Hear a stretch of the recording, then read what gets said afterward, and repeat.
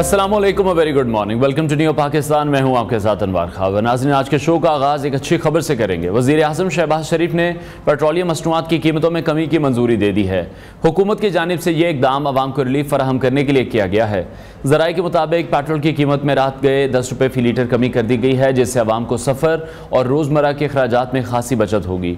Diesel की कीमत में 13 रुपये 6 पैसे फ़ी लीटर कमी की गई है, जो कि ट्रांसपोर्ट और ज़राअत के शोबों के लिए एक अहम कदम है। इसी तरह मिट्टी का तेल, जो घरेलू इस्तेमाल के लिए भी इंतहाई अहम है, उसकी कीमत में भी 11 रुपये 15 पैसे फ़ी लीटर की कमी की गई है, जबकि लाइट डीजल ऑयल की कीमत में 12 रुपये 12 पैसे कमी का ऐलान किया गया है।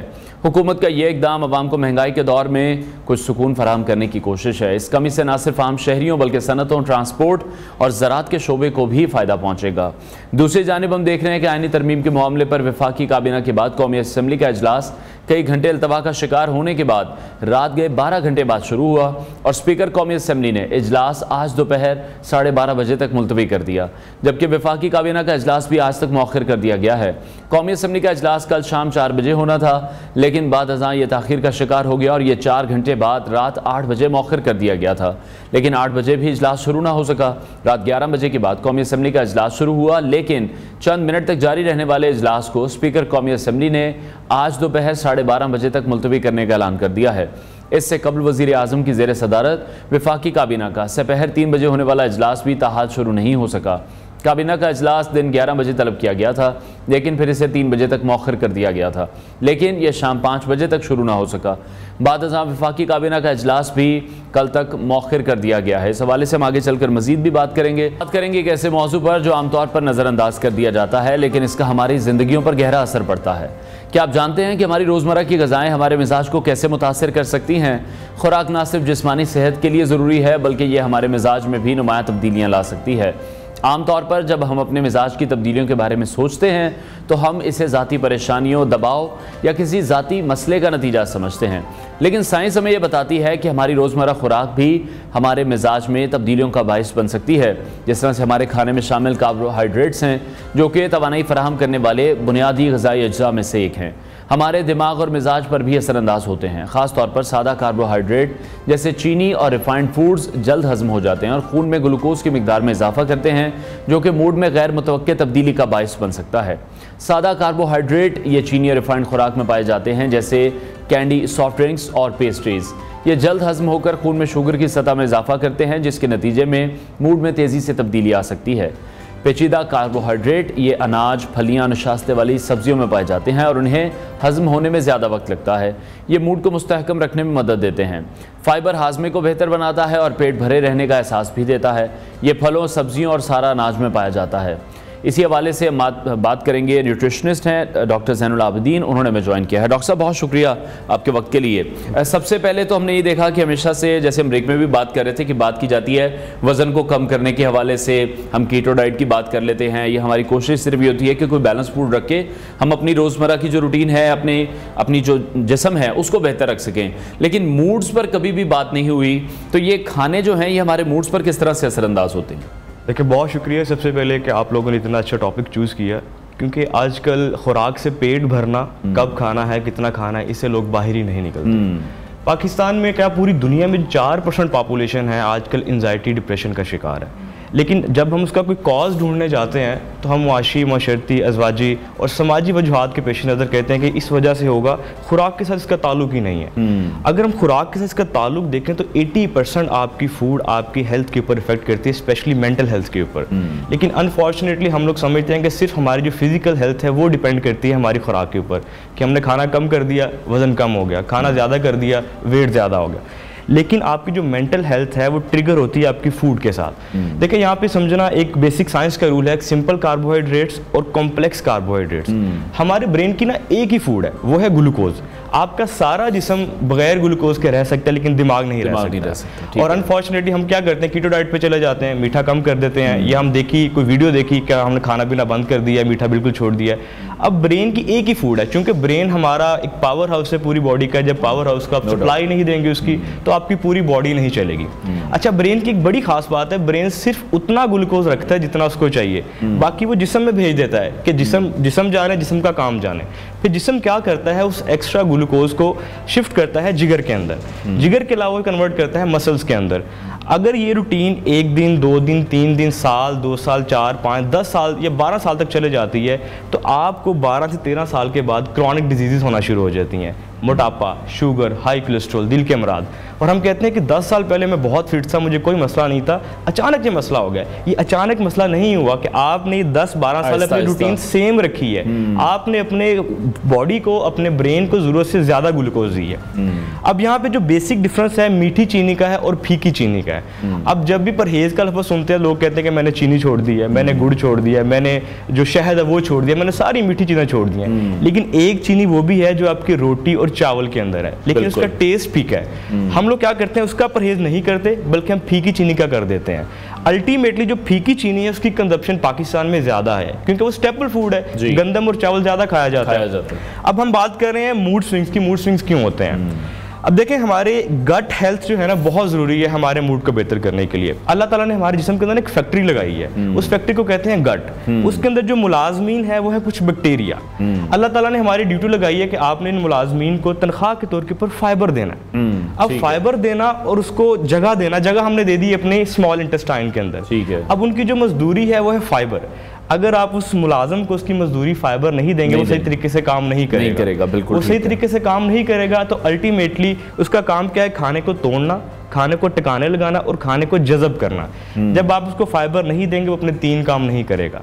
आपकी डाइजेशन डिस्टर्ब होगी, कॉन्स्टिपेशन, डायरिया, खाना हजम ना होना, अफारपन, गैस, सीने में जलन, गंदी डिकारें आना, ये सारे जो इश्यूज हैं ये आपकी गट हेल्थ की वजह से हैं। देखिए, जो बंदा कॉर्पोरेट सेक्टर में फॉर एग्जांपल काम कर रहा है, अगर वो उसके खाने की हाजत नहीं होती मॉर्निंग में, तो उसका सारा दिन आप देखेंगे कैसा गुजरता है। सारे दिन उसको ज़हन को गैस चढ़ेगी, उसका मूड स्विंग होगा, उसका किसी काम में फोकस नहीं होगा। चूंकि हम बात कर रहे हैं सिंपल कार्बोहाइड्रेट्स की और कॉम्प्लेक्स कार्बोहाइड्रेट्स की, जो सिंपल कार्बोहाइड्रेट्स हैं वो आपके खून में जाके फौरन डाइजेस्ट हो जाते हैं। इन दोनों को जरा एलैबोरेट कर दें कि सिंपल कौन से हैं और कॉम्प्लेक्स कौन से हैं। सिंपल कार्बोहाइड्रेट्स में हमारे पास आते हैं रस, ब्रेड, जिसे हम कहते हैं कि मैं लाइट सा नाश्ता कर रहा हूँ, हालांकि वो लाइट नाश्ता नहीं होता, उसके अंदर कार्बोहाइड्रेट्स की मिकदार एक भारी नाश्ते से ज़्यादा होती है। भारी नाश्ता जो आप रोटी या पराठे को भारी कंसिडर करते हैं, रस, इसके अलावा जो भी तंदूर की रोटी, ब्रेड, बाकरखानी, बेकरी के आइटम्स, ये सारे सिंपलेस्ट कार्ब हैं। ठीक है। पाकिस्तान में इसका कॉन्सेप्ट बहुत ज्यादा ब्रेकफास्ट में मोस्टली इसलिए इस्तेमाल की जाती है कि दिखने में लाइट होता है और वेट में लाइट होता है। बिल्कुल, हालांकि न्यूट्रिशन टाइम नहीं है, तो न्यूट्रिशन पॉइंट ऑफ व्यू से इसके अंदर जो कैलोरीज हैं बहुत ज़्यादा हैं, फ्रुक्टोज बहुत ज़्यादा है, कार्बोहाइड्रेट्स बहुत ज़्यादा हैं। अब ये क्या करते हैं, ये फ़ौरन जाके आपके ब्लड में यूटिलाइज हो जाते हैं। मतलब आपने खाया 1 घंटे के अंदर ये यूटिलाइज हो गए और आपकी बॉडी को फिर क्रेविंग होना शुरू होगी। अब जैसे फॉर एग्जांपल आप होस्टिंग कर रहे हैं, आप सुबह नाश्ते के अंदर ब्रेड खा के आए हैं, अब 1 घंटे बाद ही आपको दोबारा भूख लग गई और ड्यूरिंग शो आपका सारा फोकस है कि मैं शो अच्छे तरीके से कंडक्ट करूँ, मेरा फोकस कैमरे की तरफ हो, लेकिन आपके पेट में भूख लग रही है, आपका सारा ध्यान वहाँ डाइवर्ट हो जाए। वो असल में आपका ध्यान नहीं, आपके जहन का ध्यान है आपके मैदे की तरफ कि मैदा खाली है, इसको फीड करें। ठीक है, अब आपका ध्यान सारा इधर चले गया, आपके काम के अंदर फोकस, कंसंट्रेशन सारी डिस्टर्ब होगी। अल्टीमेटली आपको टीम की तरफ से फीडबैक बुरा आएगा, वो एंजाइटी और डिप्रेशन, स्ट्रेस का विक्टिम बनेगा। अब देखिए एक सिंपलेस्ट कार्ब ने कैसे आपकी जॉब को स्टेप बाय स्टेप ये स्टार्ट हो रहा है। एग्जैक्टली। तो अल्टीमेटली स्ट्रेस, एंजाइटी आपकी सिंपलेस्ट कार्ब से जनरेट होती है। जो कॉम्प्लेक्स कार्बोहाइड्रेट्स है, इसमें हमारे पास फल आ जाती हैं, सब्जियां आ जाती हैं, सोयाबीन्स आ जाते हैं, अनाज आ जाते हैं, गंदम आ जाती है, वो गंदम जिसके दाने के ऊपर छिलका लगाओ, जिसे हम होल ग्रेन बोलते हैं। ये क्या करते हैं, ये आपके खून में जाके आहिस्ता आहिस्ता टूटते हैं। मतलब आपके जिस्म को फॉर एग्जांपल 10 बजे चाहिए 400 कैलोरीज, उसने आपके नाश्ते से 400 कैलोरीज ली, कंज्यूम कर ली। फिर उसको 12 बजे चाहिए 400 कैलोरीज, उसके आपने नाश्ते में से फिर 400 कैलोरीज कंज्यूम कर ली। करते करते करते 2 से 3 बज गए। आपको सुबह 8 बजे से लेके 2-3 बजे तक भूख ही नहीं लगी, आपने अपने आप को फुलफिल फील किया, आपको किसी किस्म की क्रेविंग नहीं हुई, आपका अपने काम की तरफ फोकस, आपकी कंसंट्रेशन बिल्कुल ठीक रही, टीम की तरफ से फीडबैक अच्छा मिला, अल्टीमेटली आप खुश हो गए। बिल्कुल ठीक है। एक ना केमिकल होता है जो आपके गट में जनरेट होता है, उसे कहते हैं सेरोटोनिन। उसका काम ये होता है स्ट्रेस को मैनेज करना, आपकी डाइजेशन को प्रमोट करना, सेक्सुअल डिजायर्स को ज़्यादा करना, बूस्टअप करना, आपकी जितनी भी बोन्स हेल्थ है उसको प्रमोट करना, आपके मूड स्विंग्स को बेहतर करना। वो 90% से लेके आप कह लें 100% ही आपके गट में होता है। 10% ब्रेन में बनता है और 80% आप कह लें 85% बनता है आपके गट के अंदर। अब एक ऐसा हार्मोन, एक ऐसा केमिकल जो आपके गट के अंदर बन रहा है, जिसने आपकी बॉडी की जो बेसिक नीड्स हैं, सेक्सुअल डिजायर्स है, भूख है, डाइजेशन है, एब्जॉर्प्शन है, आपकी बोन हेल्थ है, आपका मेटाबॉलिज्म है, उसको मेंटेन करना है। और आप लोग क्या करते हैं, गट हेल्थ को डिस्टर्ब कर देते हैं। कैसे? अब जो मुलाजमीन अल्लाह ताला ने रखे हैं ना उस फैक्ट्री के अंदर, जिसकी हम बात की बैक्टीरियाज की, बिल्कुल उनको रेस्ट की भी ज़रूरत है। अब उनको रेस्ट कब चाहिए? अल्लाह ताला ने रात बनाई है सुकून के लिए। असल में वो जो रेस्ट है ना, बेसिकली उसमें ये होता है कि रेस्ट में ये होता है कि उसको सुकून चाहिए होता है। आप रात को सोए हैं, आपने अपने हार्मोन्स को सुकून दिया, उन मुलाजमीन को सुकून दिया कि सुबह उठ के फिर आप सही तरीके से काम कर सकें। ठीक है। हम लोग 12 बजे क्या करते हैं, आउटिंग पे जाके पिज़्ज़ा खाते हैं, बर्गर खाते हैं, वो बेचारे मुलाजमीन फिर जद्दोजहद पूरी रात वो सिस्टम चलता रहता है। एग्जैक्टली। उसमें क्या होता है, आपका सारा गैस्ट्रो इंटेस्टाइनल ट्रैक, मैदा, छोटी आंत, बड़ी आंत डिस्टर्ब हो जाती है। और सुबह उठ के आप शिकायत करते हैं कि मेरे पेट में अफारपन है, गैस है, दर्द हो रही है, गंदी डकारें आ रही हैं, मुझे वॉशरूम जाना चाह रहा हूँ लेकिन मुझे पखाना पास नहीं हो रहा। अल्टीमेटली ये सारी चीज़ें आपके मूड को स्विंग करेंगी। ठीक है, यानी कि फिर अब जिस तरह से आपने फाइबर की भी बात की है कि फाइबर को भी हमारे खुराक में एडअप करना है, तो फिर हमारा जो मूड है उसमें भी बेहतरी आ सकती है। फाइबर कौन कौन सी ऐसी खुराकें हैं जिनमें फाइबर ज़्यादा मौजूद है, जो हमें डेली बेसिस पर लेना चाहिए? चिया सीड्स के अंदर बड़ी अच्छी मिकदार के अंदर फाइबर होता है। बेजल सीड्स जो तुखमलंगा कहते हैं, उसके अंदर बड़ी अच्छी मिकदार के अंदर होता है। अगर हम मल्टीग्रेन आटे की रोटी इस्तेमाल करते हैं, आजकल कॉन्सेप्ट आया है कि 13 से 14 आटों को मिक्स कर दिया जाता है, इसमें फाइबर कंटेंट ज़्यादा हो जाता है। इसबगोल का छिलका इस्तेमाल कर सकते हैं, जो सब्जियाँ हैं छिलके समेत। पाकिस्तान में तो कॉन्सेप्ट है ना कि सालन बनाना, इसका छिलका उतार देते हैं, सारा फाइबर आप डिस्ट्रॉय कर देते हैं। और फलों में क्या करते हैं, फलों में भी हम छिलका उतार देते हैं। फलों जूस में क्या करते हैं, वो सारा फाइबर भी एग्जैक्टली। हम समझते हैं कि जूस बहुत हेल्दी है, लेकिन जो हमने फ्रूट से फाइबर लेना है, फ्रूट से सारा आपने जूस में पे कर दिया। तो फलों के छिलकों के अंदर, सब्जियों के छिलकों के अंदर, आपके होल ग्रेन्स के अंदर, चिया सीड्स के अंदर, मोरिंगा के अंदर बड़ी अच्छी मिकदार के अंदर फाइबर होता है। ठीक है, यानी कि फिर जो जूसेस हैं वो हमें तो रॉ फूड की तरफ जाना है, फिर हमें खाने पर ही जोर देना चाहिए।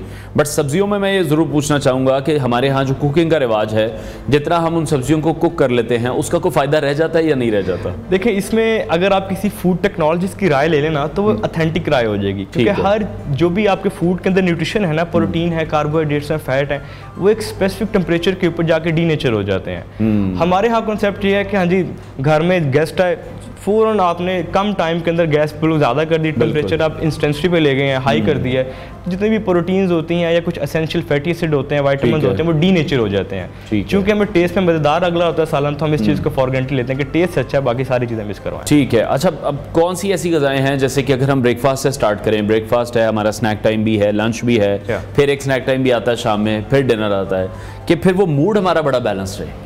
देखिए, सबसे पहले जो नींद है ना इसके अंदर, वो बहुत इंपॉर्टेंट है। ठीक है। एक दो मैं आपको न्यूट्रिएंट्स बताने लगा हूँ, मैग्नीशियम और मेलाटोनिन।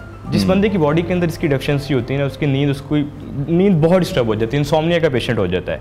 जिस बंदे की नींद डिस्टर्ब होती है, उसका डाइजेशन का जो मसला कभी भी सॉर्ट आउट नहीं होता और उसका मूड आप कह लें ठीक ही नहीं हो सकता। अब हम यहाँ बात कर लेते हैं कि मैग्नीशियम और मेलाटोनिन किन किन फूड में ज़्यादा होता है। दही के अंदर बड़ी अच्छी मिकदार के अंदर होता है, स्पिनिच पालक के अंदर बड़ी अच्छी मिकदार के अंदर होता है, सोयाबीन्स के अंदर होता है, अंडे के अंदर होता है, मछली के अंदर होता है, आलमंड्स के अंदर होता है, वॉलनट्स के अंदर होता है, इसके साथ साथ पिस्ते के अंदर होता है। तो सोयाबीन्स का इस्तेमाल भी कर सकते हैं। सारी देखें, जो हमने चीज़ों के नाम लिए सारी नेचुरल हैं, कुदरत के बहुत करीब है। बिल्कुल, जो चीज़ कुदरत के जितनी करीब है उसकी आपके जिस्म के अंदर, लेकिन वो हमसे दूर सिर्फ इसलिए हो गई है कि वो महंगी बहुत ज़्यादा हो चुकी हैं, जो चीज़ें जिन चीज़ों के आप नाम ले रहे हैं। तो उसमें यह है कि आप इसबगोल का छिलका इस्तेमाल कर लें। अगर आपने रोटी इस्तेमाल करनी है तो कोशिश करें उस गंदम के जो छिलका है उसको नाम थ्रेशर जो लगवाते हैं वो ना लगवाएं। ठीक है। अगर फाइबर कंटेंट पूरा करना है, सब्जियों के छिलके इस्तेमाल कर लें। आप रोटी के जो आटा गूंथते हैं उसके अंदर छिलके भी शामिल कर सकते हैं। जो मिसी रोटी का कॉन्सेप्ट है उसको थोड़ा सा मॉडिफाई कर लें, फाइबर कंटेंट पूरा करना है। देखिए, मेरे अकॉर्डिंगली गरीब बंदा वो है जो अपने टेस्ट के ऊपर कंप्रोमाइज नहीं करता और अपने स्टैंडर्ड्स के ऊपर कंप्रोमाइज नहीं करता।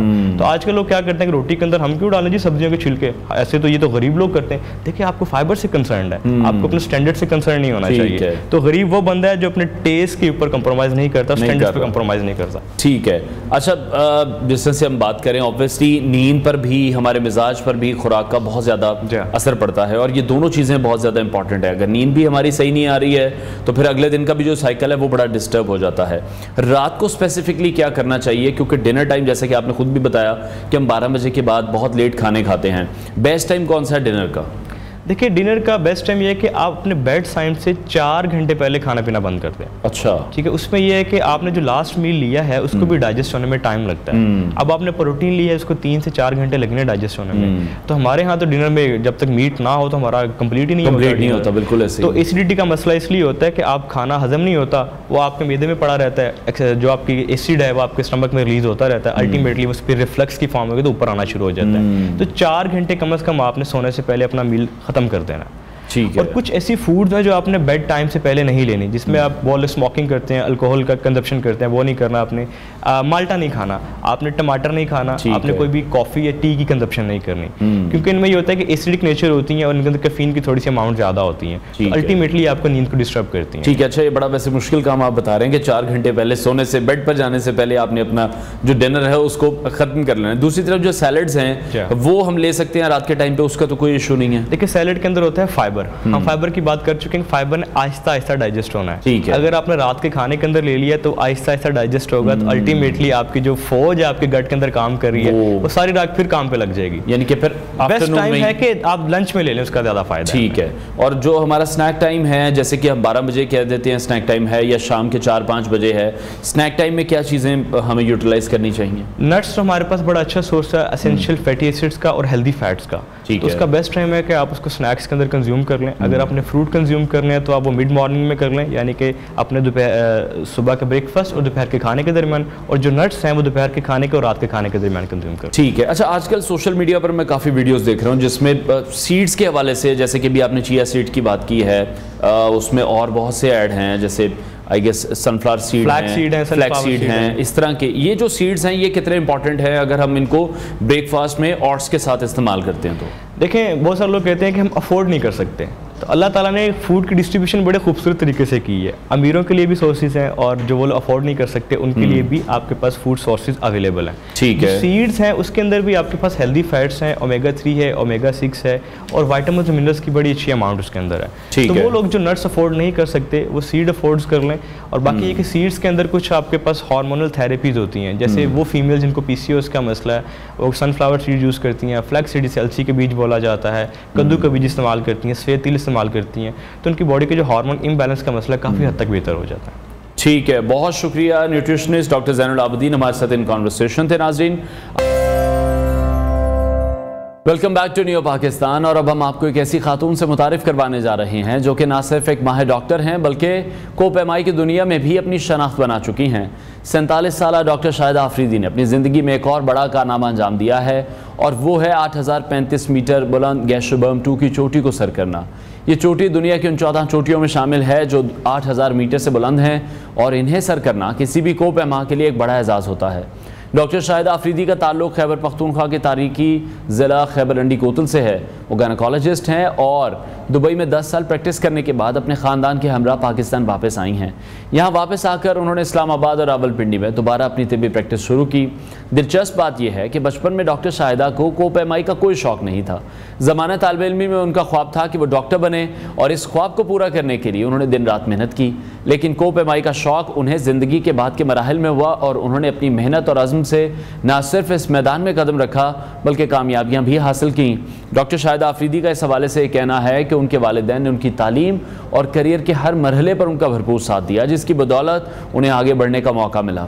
पाकिस्तान वापसी के बाद उन्हें मुस्बत और सेहतमंद सरगर्मियों की ज़रूरत महसूस हुई, और यही वो वक्त था जब कोपैमाई की जानिब उनका रुझान बढ़ा। अपनी कोपैमाई की तरबियत का आगाज़ उन्होंने बहुत मामूली अंदाज में किया, दौड़ लगाई, वर्जिश की, और फिर ये सब कुछ बतदरीज बढ़ता गया। कई साल की तरबियत और मेहनत के बाद उन्होंने अपनी पहली बड़ी कामयाबी हासिल की और मशाब्रूम 2 को सर किया। उनकी ये कामयाबियाँ ये साबित करती हैं कि अगर ख़वातीन को मौक़े मिलें तो वो किसी भी मैदान में नुमाया कारनामे अंजाम दे सकती हैं। आज उनकी कामयाबी पर पाकिस्तान भर में उनकी तारीफ़ की जा रही है, और वो नई नस्ल के लिए एक रोल मॉडल बनकर उभर रही हैं।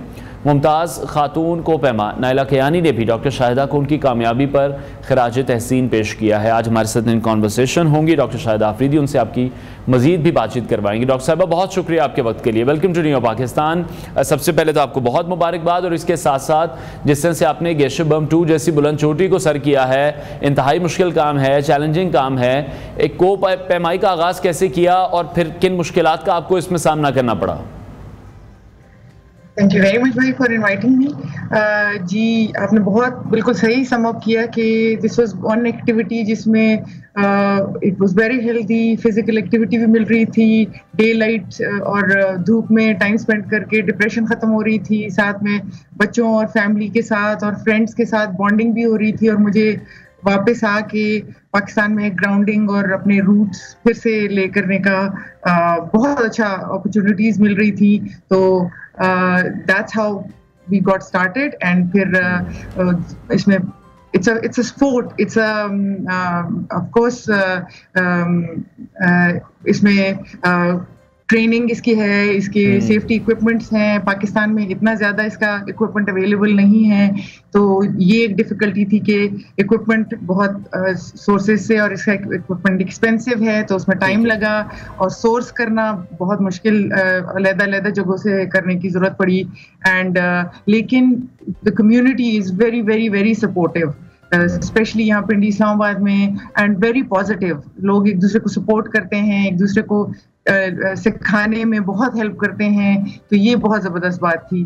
थोड़ी बहुत मुश्किलात थी, लेकिन सपोर्ट की वजह से और पॉजिटिविटी की वजह से वो मुश्किलात हल करना भी आसान हो गया था। ठीक है, लेकिन यकीनी तौर पर जो कोपेमाई है वो बिल्कुल भी आसान काम नहीं है। इसमें आपको किन जिस्मानी और दिमागी चैलेंजेस का सामना करना पड़ता है, मैं चाहूँगा वो भी आप शेयर कीजिए, और फिर किस तरह से उन चैलेंजेस को आपने अबूर किया।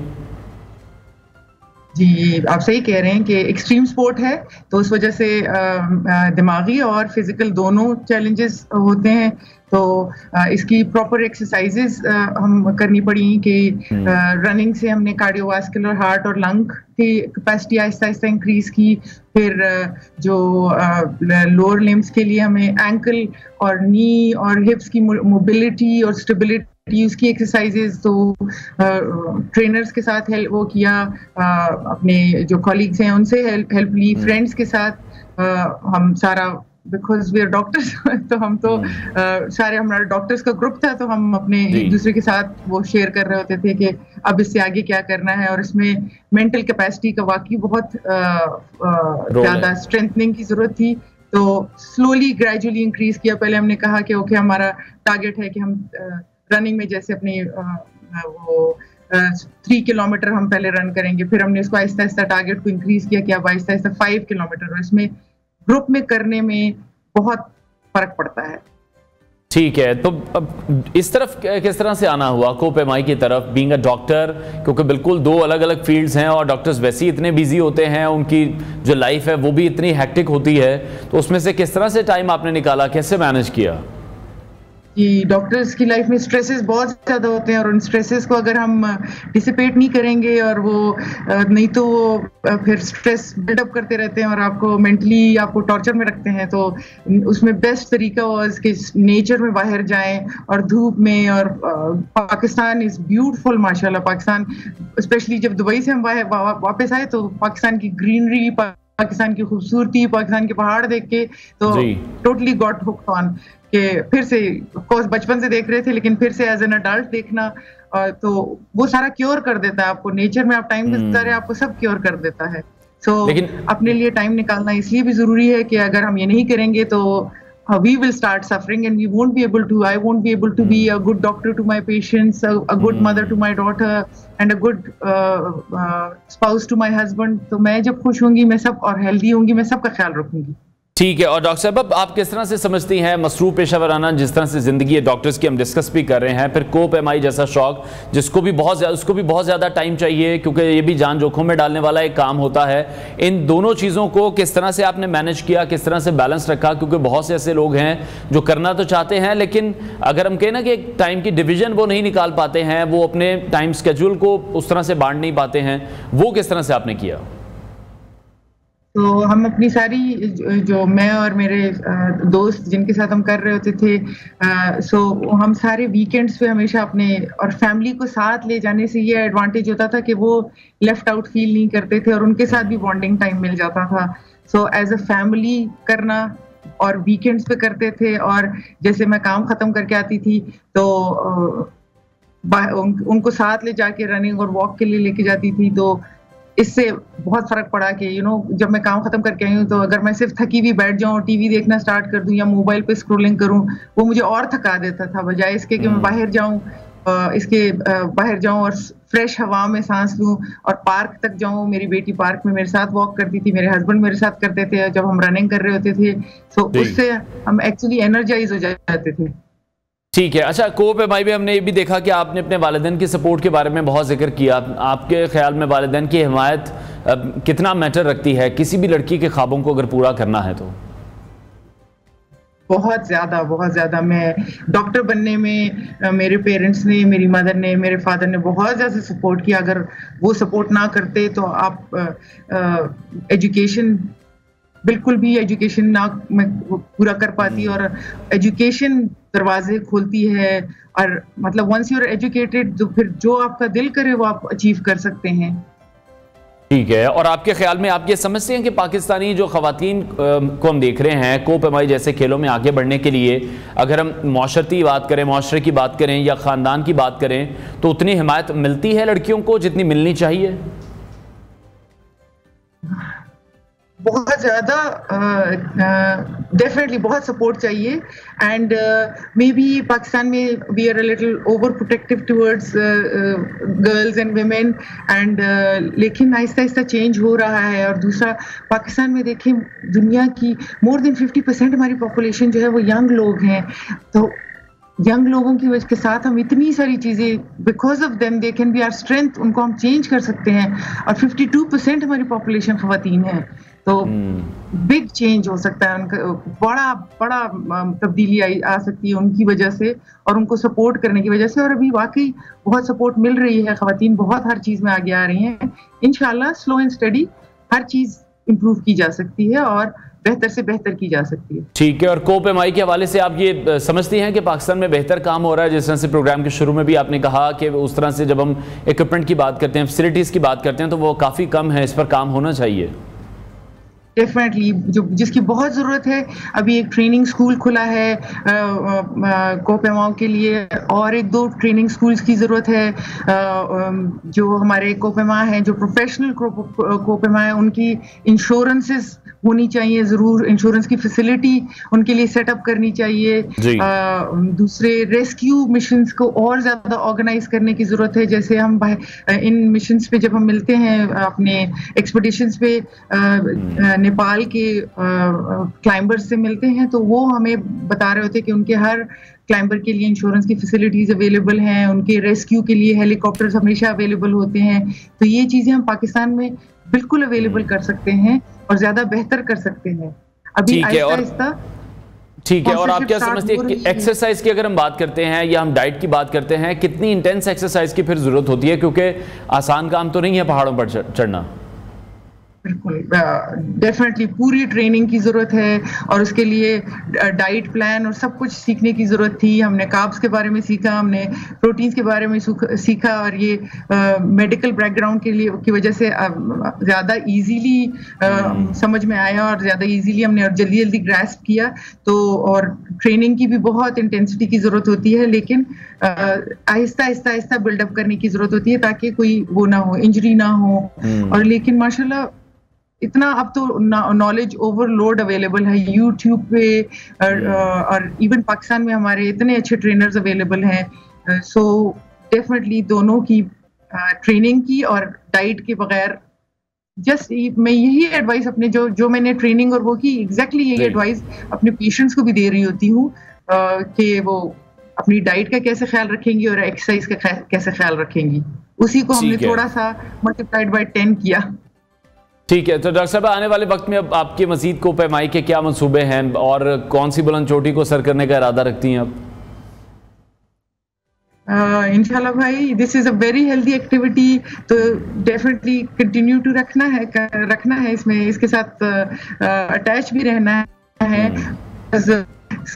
और गिलगित बल्तिस्तान की खूबसूरती आपको कहीं दूर जाने नहीं देती, लेकिन अभी कोई एक वो नहीं, पहाड़ नहीं वो किया, 2-3 ऑप्शंस को देख रहे हैं। ठीक है, बहुत शुक्रिया को-पैमा डॉक्टर शाहिदा आफरीदी हमारे साथ इन कॉन्वर्सेशन थी। और यकीनी तौर पर जो लड़कियां हैं उनको भी सपोर्ट मिलनी चाहिए पाकिस्तानी ख़वातीन की। जब हम बात करते हैं कि अगर वो को-पैमाई के लिए जाना चाहते हैं मुआशरे की तरफ से, उनकी फैमिलीज़ की तरफ से, उन्हें इस तरह की सपोर्ट ज़रूर मिलनी चाहिए। और इस तरह की तमाम तर जो एक्टिविटीज़ हैं हमें उन्हें अपनी ज़िंदगी का हिस्सा कहीं ना कहीं ज़रूर बनाना चाहिए। जैसे कि डॉक्टर साहिबा की स्टोरी हमने आपके साथ शेयर की है, 47 साल की उम्र में जाकर वो ये तमाम तर अचीवमेंट्स उन्होंने अपने नाम की हैं। साथ ही साथ वो गायनेकोलॉजिस्ट भी हैं, हॉस्पिटल भी जा रही हैं, अपनी फैमिली को भी टाइम दे रही हैं और उसके साथ साथ वो को-पैमाई का अपना शौक भी प्रोफेशनली पूरा करती हुई हमें दिखाई दे रही हैं। ब्रेक लेते हैं नाज़रीन, ब्रेक के बाद आपको दोबारा ज्वाइन करेंगे।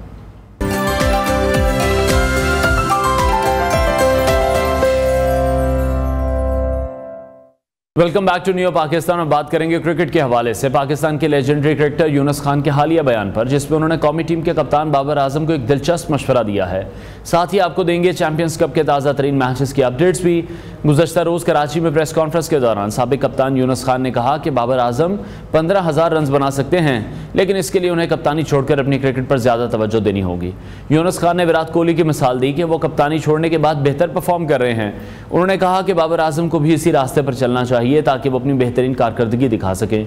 यूनुस खान का कहना था कि बाबर आजम ने कम उम्री में बहुत कुछ हासिल किया है, लेकिन अब सवाल ये है कि आगे क्या। यूनुस खान ने अपनी राय दी कि कप्तानी छोड़कर बाबर आजम अपनी बैटिंग पर ज़्यादा तवज्जो दें तो वो 15,000 रन तक भी पहुंच सकते हैं। दूसरी जानिब कल चैंपियंस कप का चौथा मैच मारखोर और स्टालियन के दरमियान खेला गया, जिसमें दोनों टीमों ने ज़बरदस्त खेल का मुजाहरा किया। आज बरोज़ पीर दिन 3 बजे लेविस और पैंथर्स के दरमियान 5वां मैच भी होने जा रहा है और हम देखेंगे कौन सी टीम मैदान मारेगी और किसका खेल बेहतर होगा। इसी तमाम सूरत पर हम बात करेंगे। स्पोर्ट्स एनालिस्ट अब्दुल समी ने हमें ज्वाइन किया है। समी, बहुत शुक्रिया आपके वक्त के लिए। यूनुस खान की स्टेटमेंट के हवाले से आपसे जानना चाहूँगा, जिस तरह से उन्होंने कहा कि बाबर आजम को कप्तानी छोड़ देनी चाहिए, यही मशवरा उनका, आप इस पर क्या राय रखते हैं? आपको लगता है कि बाबर आजम को वाकई अपनी कप्तानी पर नजरसानी करनी चाहिए? जी बहुत शुक्रिया। यूनुस खान नो डाउट एक बहुत बड़े प्लेयर हैं, उनकी पाकिस्तान के लिए बहुत ज्यादा खिदमात हैं। उन्होंने अपनी सलाहियतों से ये साबित किया कि वो पाकिस्तान के चंद बड़े बैट्समैनों में हैं जिन्होंने टेस्ट क्रिकेट में बहुत बड़े बड़े मार्के सर की। और यूनुस खान की खुसूसियत रही है, जिस वक्त उन्हें टीम की कप्तानी दी गई थी, वो अपने टेम्परामेंट और डिफरेंट इश्यूज की वजह से पहले ही उसे साइड पे हो गए थे, लेकिन उनकी सारी तवज्जो जो थी वो अपनी बैटिंग के ऊपर मरकूज थी और उन्होंने साबित किया था। तो उस एंगल से अगर आप देखें तो मैं ये समझता हूं कि उनका ये मशवरा ठीक है। और पाकिस्तान जैसे मुल्क में जहां क्रिकेट में को सियासत से अलग नहीं किया जा सकता, यहाँ पे इतना हमारी बदकिस्मती है कि हर वक्त क्रिकेट के साथ सियासत जुड़ी होती है।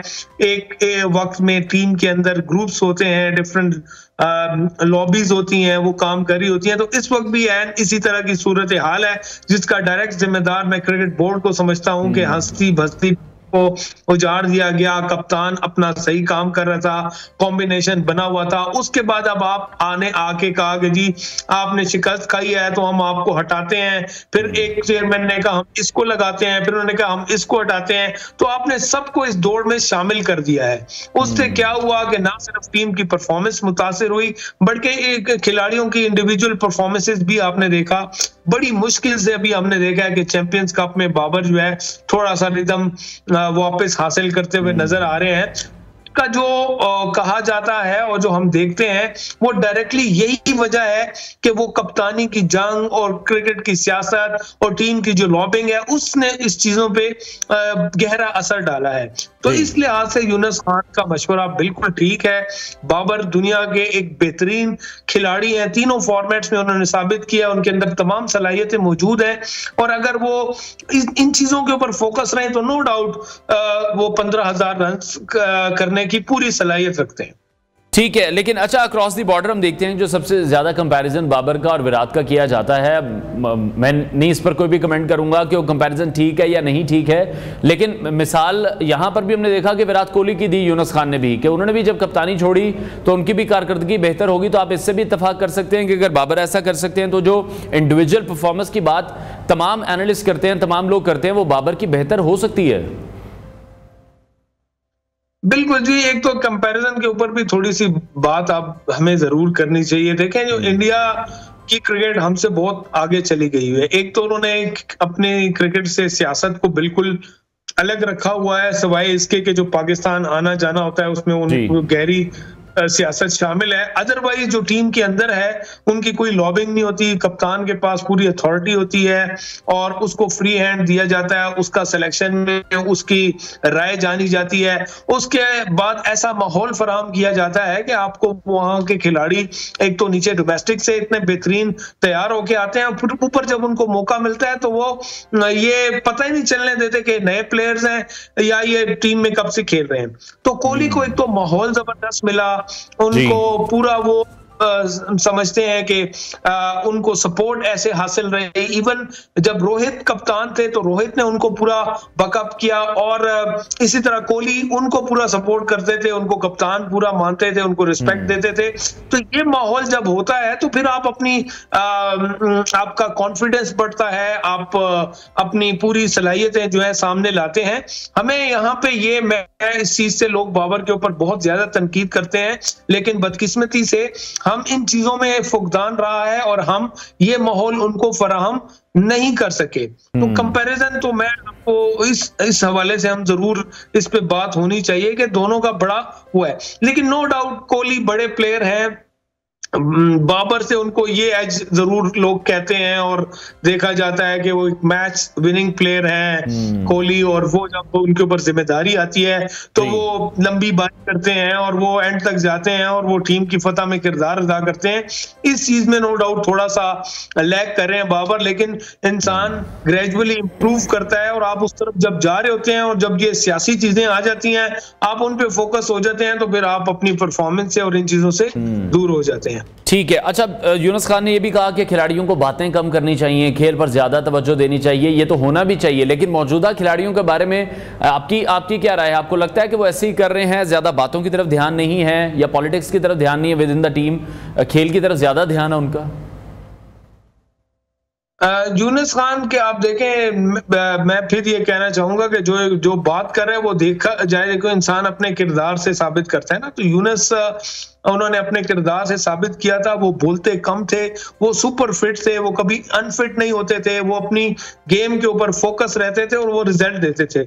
अगर वो ये बात कह रहे हैं तो वो बिल्कुल ठीक कह रहे हैं। हम इस वक्त बोल रहे ज्यादा हैं और परफॉर्मेंसेस जो है हमारी कम है। आप देख लें कि आप 3 अगर कप्तान मौजूद हो, जो रेड बॉल वाला है वो चाहे कि मुझे व्हाइट बॉल की कप्तानी मिल जाए और व्हाइट वाला चाहे मुझे रेड की वापस मिल जाए, और नीचे से कोई आए वो कहे ये दोनों हट जाए मुझे मिल जाए, फिर वो 2 खिलाड़ी अपने साथ में ला लें, 2 अपने साथ, तो आप अपने मुल्क के लिए नहीं खेल रहे होते, आप अपनी जात के लिए खेल रहे होते हैं। और इसी तरह की तवज्जो जो है परफॉर्मेंस से हटके इन चीजों पे चली जाती है। तो मैं यूनुस खान के बिल्कुल साथ हूं और उन्होंने बिल्कुल ठीक कहा। किसी को बुरा लगे या ठीक लगे, उनकी बातें सच तो कड़वा होता है, वो जरूर लगेगा। ठीक है। अच्छा, चैंपियंस वनडे कप के हवाले से बात कर लेते हैं। आप इस टूर्नामेंट को लेकर आपकी क्या राय है? आप क्या समझते हैं कि जो रिजल्ट्स हम चाह रहे हैं, जिस तरह चाह रहे हैं कि कोई खास टीम बन जाए या खिलाड़ी हमारे जो हैं वो निकलकर सामने आए, एक अच्छा बैकअप हमारे पास मौजूद हो, इस चैंपियंस कप के थ्रू हम वो रिजल्ट हासिल कर सकते हैं?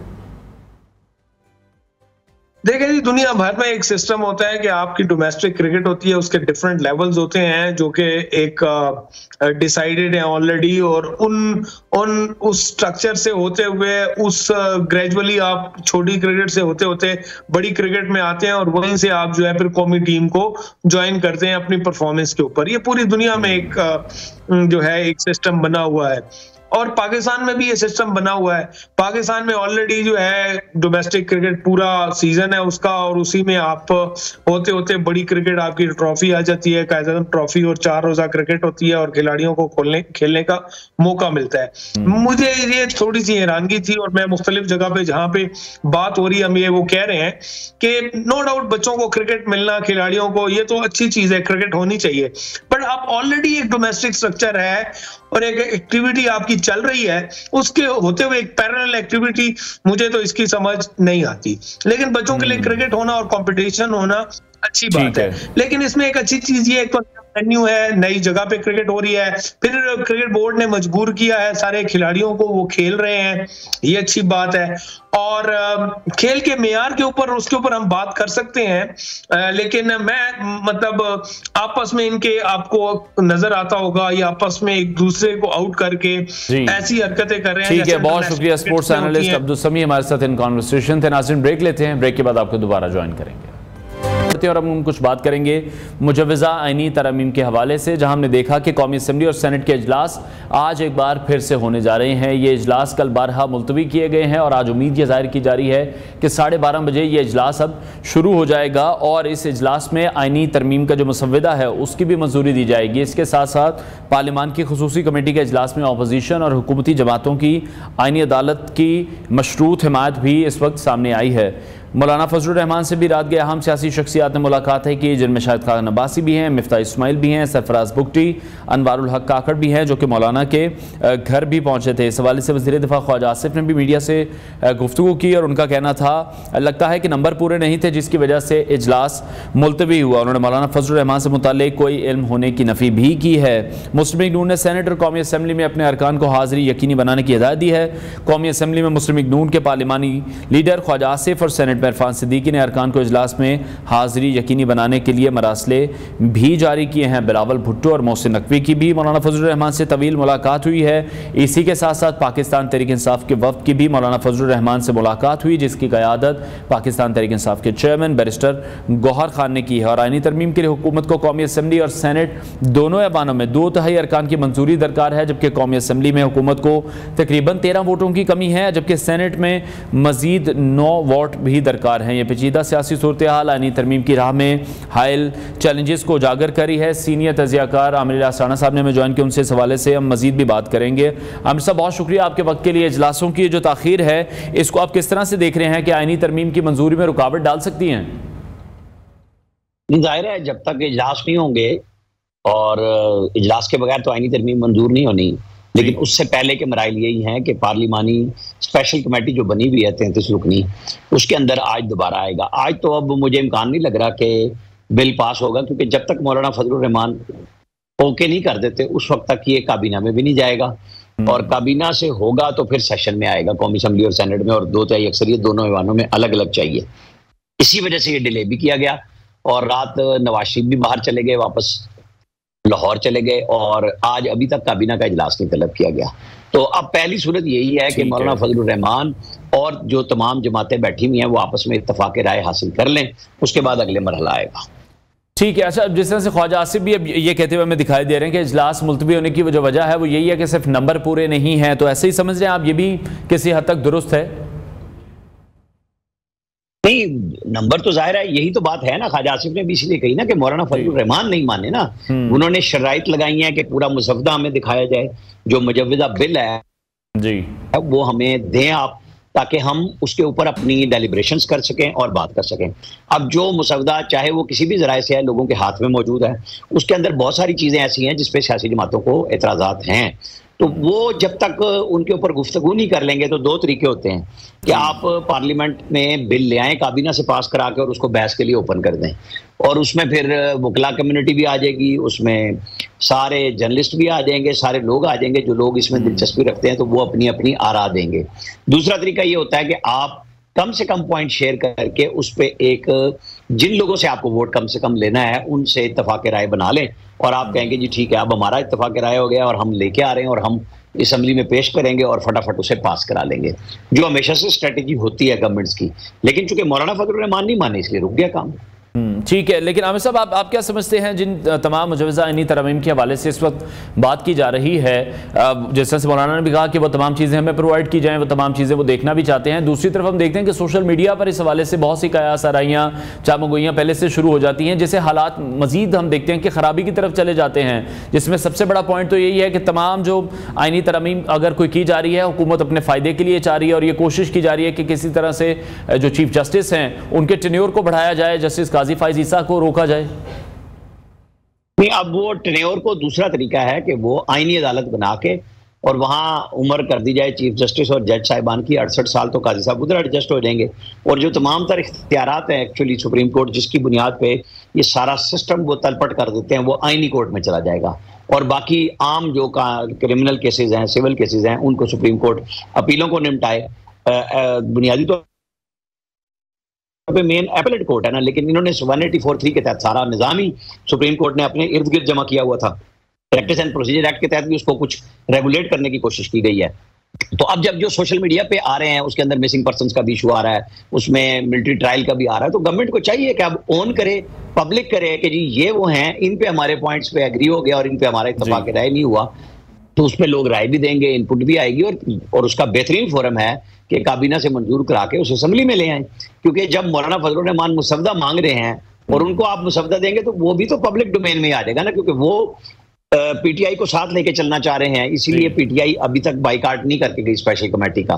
तो जब ये लोग लेंगे तो ये भी तो प्रेस कॉन्फ्रेंस करेंगे, तो बेहतर होगा कि हुकूमत ओपन कर दे इस बात को।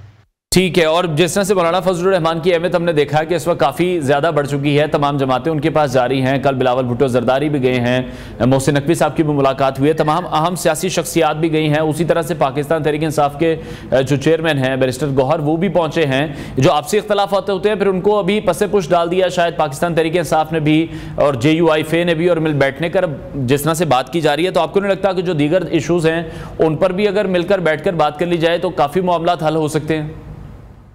जी, इसके अलावा अब हल भी कोई नहीं है।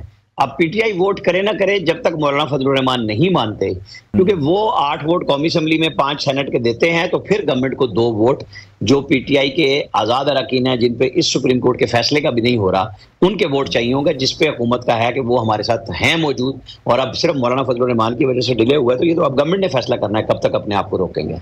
ठीक है। और दूसरी तरफ हुकूमती पार्टी की तरफ से भी हम देख रहे हैं अरकान को हाजिरी यकीनी बनाने का हिदायत दी गई, उसके बावजूद भी हिमायत हासिल करने में क्या कोई मुश्किलात हो सकती हैं हुकूमत के लिए भी? नहीं, देखिए वो गवर्नमेंट के अरकान सेनेट में भी पूरे हैं, कौमी असेंबली में भी पूरे हैं। एक्चुअल इशू मौलाना फजलुर रहमान का आ रहा है ना कि वो जब तक ओके नहीं करते, क्योंकि पीटीआई के वोट तो ना मिलने हैं उन्हें, और ना गवर्नमेंट की कोई इतनी सीरियस एफर्ट है, क्योंकि उन्हें पता है कि उनके साथ हमारी लड़ाई है, और उन्होंने एक काजी फायदी साहब पे इमरान खान साहब ने एक स्टैंड लिया हुआ है। तो वो चीजें कभी भी नहीं होने की, वो मौलाना फजलुर रहमान की वजह से ही सब कुछ हो रहा है। मौलाना फजलुर रहमान को पीटीआई भी चाहती है एंगेज रखे, इसलिए उन्होंने उनके खिलाफ कोई मुहिम नहीं शुरू की। ट्रोलिंग हो रही है थोड़ी थोड़ी कि देखें तारीख के आप किस तरफ खड़े होंगे और हम आपको किस नाम से पुकारेंगे। प्रेशर भी बिल्ड किया जा रहा है, लेकिन मिन्नत तरला भी जारी है पीटीआई की तरफ से भी कि जी आप जब अपोजिशन में हैं तो इशू टू इशू आपने तय किया था, तो फिर हमारे साथ चलिए। ठीक है। अच्छा, दूसरी तरफ आप हुकूमत की अब कारकर्दगी के हवाले से कुछ बात कर लेते हैं। रात को हमने देखा हुकूमत की तरफ से बड़ा अच्छा इकदाम सामने आया है। फी लीटर जिस तरह से 13 रुपये से ज़ायद का एक रिलीफ या कमी आवाम को दी गई है। पेट्रोल की कीमत की हम बात करें 10 रुपये से कम, 10 रुपये जब कम की गई है तो अब तकरीबन 250 रुपये फी लीटर पेट्रोल हो चुका है। इन तमाम चीज़ों को आप किस तरह से देख रहे हैं? 6 महीने में हुकूमत को अभी बने हुए हुकूमत की कारकर्दगी आप देख रहे हैं कि वो तसल्ली बख्श है और आने वाले वक्त में मजीद आवाम को रिलीफ मिलेगा?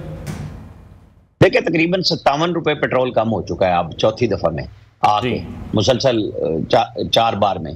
तो आलमी सतह पे जाहिर है गिरा है। कल प्राइम मिनिस्टर की तरफ से ये कहा भी गया कि उन्हें लोगों ने कहा था कि थोड़ा रिलीफ दे दे, लेकिन उन्होंने कहा जो बनता है वो लोगों को पास ऑन कर दिया जाए। अच्छी बात है, लेकिन असल इशू ये है कि जब पेट्रोल 10 रुपए और डीजल 13 रुपए आप कम कर रहे हैं, 12 रुपए कम कर रहे हैं, तो आपको चाहिए कि फिर जो हुकूमतें हैं सूबाई वो ट्रांसपोर्ट के किरायों में भी कमी कराएं, क्योंकि जब ट्रांसपोर्ट के किरायों में कमी होगी, चाहे वो मुसाफिर गाड़ियां हैं या माल बरदार हैं, उसी सूरत में आम आदमी को रिलीफ मिलेगा कि फिर अशिया की चीज़ों को, कीमतों को, जो 50 रुपए महंगे पेट्रोल पे पहुंच रही थी, तो 50 रुपए जब सस्ता हो गया है तो उसकी सतह पे लाया जाए कि जी ये तो आपने किराए बढ़ाए थे, इस वजह से महंगाई हुई थी। तो दोनों तरफ से होना चाहिए, एक तरफ ट्रांसपोर्ट पे और दूसरी तरफ मजिस्ट्रेट्स को अपनी शॉप्स के ऊपर जाना चाहिए। जैसे आटा, गंदम, इनके रेट कम हुए हैं, खुदरी तेल के कम हुए हैं, तो बाकी चीज़ों में भी उनके असर आने चाहिए ताकि आम आदमी मुस्तफीद हो सके इन सब चीज़ों से। ठीक है। और लेकिन फिर आमिर साहब, हम यही देखते हैं कि जो प्राइस कंट्रोल कमेटियां हैं उन पर शायद उस तरह से सख्ती नहीं है, उस तरह से रेगुलेशंस नहीं है कि वो उस तरह से हमें काम करती फिर दिखाई नहीं दे रही हैं, जिसकी वजह से जैसे आप भी बात कर रहे हैं कि ये जो तमाम फ़ायदा है ये ग्रास रूट लेवल तक नहीं पहुँच रहा, आवाम तक नहीं पहुँच रहा। नहीं, पंजाब की हद तक तो मरियम नवाज ने बड़ी कोशिश की हुई है, और ये जो रात पेट्रोल और डीजल की कीमत कम हुई है, मेरे ख्याल में और बढ़ानी चाहिए एफर्ट, ताकि आम आदमी तक इसके ओरिजिनल, एक तो है ना पेट्रोल आप डलवा रहे हैं खुद, गाड़ी में, मोटरसाइकिल पे, जहां पे भी, तो वो तो आपको बराह रास्त फायदा हो गया। लेकिन जो आपकी अशियाए खुर्दोनोश या जरूरत की अशिया महंगी हुई हैं इस पेट्रोल की वजह से, अब उस तरफ स्पेशल तवज्जो मजीद होनी चाहिए कि जब तक ये जो रेट बढ़ाए गए थे वो चेक हो सकते हैं। 2 मिनट की बात है कि 50 रुपए जब पेट्रोल महंगा था, डीजल महंगा था, तो उस वक्त क्या रेट थे और फिर कम करके कहां तक लाए जा सकते हैं। मैकेनिज्म मौजूद है, अमल दरामद की जरूरत है और बाकी सूबाई हुकूमतों को भी इसी तरह करना चाहिए। ठीक है, और इसी मैकेनिज्म की अगर हम बात करें तो आपको लगता है कि किसी ना किसी तरीके से अब जो बिजली के बिल हैं उसमें भी आवाम को अब रिलीफ मिलना चाहिए। एक तो हम देख रहे हैं कि अब गर्मियां अगर जा रही हैं थोड़ा सा रिलीफ मिल जाएगा, लेकिन अगर नेक्स्ट सीजन की भी हम बात करें तो एक अच्छी तैयारी करने के लिए वक्त तो मिल जाएगा हुकूमत को? नहीं, देखें, ये तो पेट्रोलियम प्राइसेस आलमी मंडी से मुंसलिक है ना, जो आ रहा है पास होना चाहिए। जैसे फ्यूल एडजस्टमेंट चार्जेस हमारे ऊपर पड़ते हैं हर महीने, तो जब फ्यूल की कास्ट कम हो रही है तो उसको वापस दिखाना भी चाहिए, बताना भी चाहिए कि जी हमने ये उस वक्त कास्ट ली थी, अब ये कम हो गई है तो हम आपसे नहीं ले रहे, क्योंकि गर्मी में बिजली ज्यादा पैदा की जाती है फ्यूल के साथ, तो उस वक्त फिर उसकी कास्ट बढ़ जाती है। तो आज जब फ्यूल सस्ता हो रहा है और जितनी भी बिजली की कीमत, उसकी वजह से आपको और हमें खबर हर महीने मिलती है कि नेपरा ने 1 रुपए 72 पैसे, 1 रुपए 50 पैसे रेट बढ़ा दिए, तो वो वापस भी अब आने चाहिए। जब रेट कम होते हैं तो वो भी उधर से भी पास होना चाहिए, और वो होता भी है, लेकिन उसको पब्लिक करें कि जी हाँ ये हो रहा है, ये बढ़ा था, अब ये कम हुआ है। ठीक है, बहुत शुक्रिया सीनियर तजियाकार आमिर इलियास राना साहब, हमारे साथ इन कॉन्वर्सेशन थी। और अब देखना यह है कि इजलास के हवाले से अब जो हुकूमती कुछ फैसले हैं और सबकी नज़रें इस वक्त मौलाना फजलुर रहमान पर भी हैं, जहां हम देख रहे हैं कि सेनेट इजलास के लिए भी 6 निकाती एजेंडा भी जारी कर दिया गया है। इन इजलास का जो सिलसिला है वो आज दोपहर 12 बजे से शुरू होने जा रहा है, और इसके साथ साथ सेनेट सेक्रेटेरिएट की जानिब से इजलास के लिए 6 निकाती एजेंडा भी जारी कर दिया गया है। ब्रेक लेते हैं नाज़रीन, ब्रेक के बाद आपको दोबारा ज्वाइन करेंगे।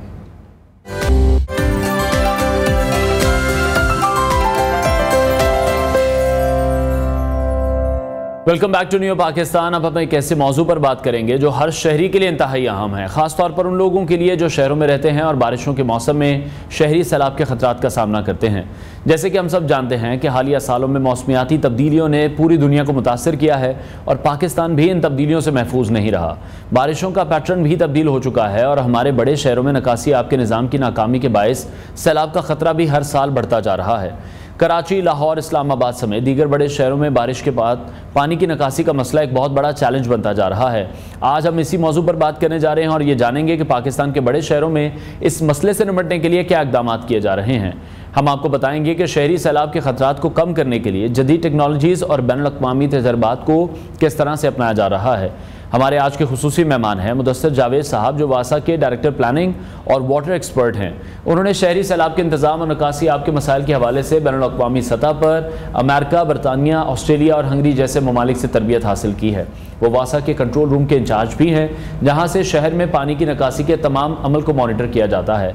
आज के शो में हम मुदस्सिर जावेद साहब से ये जानेंगे कि पाकिस्तान में वासा के इक़दाम क्या हैं, वो आलमी सतह के मुकाबले में किस तरह से काम कर रहे हैं और वासा के आइंदा मनसूबे क्या हैं जो कि मुस्तकबिल में शहरी सैलाब के खतरात को कम करने में भी मददगार हो सकते हैं। और इसके अलावा हम ये भी जानेंगे कि हालिया बारिशों के पैटर्न में क्या तब्दीलियाँ आई हैं और इनका हमारे शहरों पर क्या असर पड़ रहा है। मुदस्सिर साहब, बहुत शुक्रिया आपके वक्त के लिए। Welcome to new Pakistan. Thank you. सबसे पहले मैं ये आपसे जानना चाहूँगा, जिस तरह से शहरी सैलाब का अब हम देख रहे हैं पिछले कुछ सालों से पाकिस्तान में, जब से क्लाइमेट चेंजेस आए हैं, बारिशें बहुत ज़्यादा हो रही हैं। आपने जिस तरह से मुख्तलिफ ममालिक जिनमें ऑस्ट्रेलिया है, अमेरिका है, बरतानिया है, हंगरी से तरबियत हासिल की है, क्या डिफरेंस आप देख रहे हैं सैलाबी इंतज़ाम के जो तरीके वहाँ पर आप देखते हैं, पाकिस्तान में वो निज़ाम कितना मुख्तलिफ है?